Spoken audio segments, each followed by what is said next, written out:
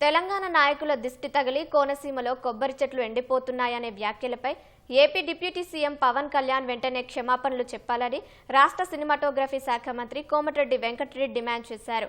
లేదంటే తెలంగాణలో పవన్ కళ్యాణ్ సినిమాలు ఆడనివ్వబోమని హెచ్చరించారు.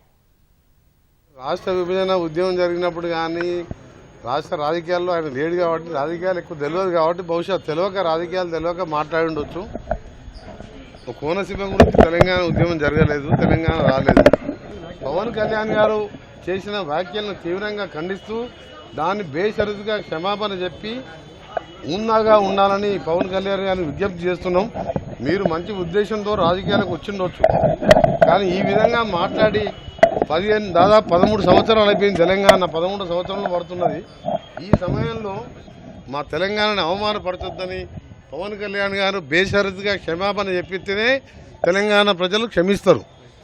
కనీసం ఆయన సినిమా 1-2 రోజులన్నా ఆడుతుంది. చెప్పకపోతే ఎక్కడ కూడా తెలంగాణ థియేటర్లలో సినిమాలు రిలీజ్ కావు. సినిమాటోగ్రఫీ మినిస్టర్గా నేను చెప్తున్నా ఈ మాట. ఎందుకంటే అంత బాధలో ఉన్నారు ఆయన స్టేట్మెంట్ ఇందంగా. మరి మాకు 60 ఏళ్ళు ఎట్లా మేము భరించినాం?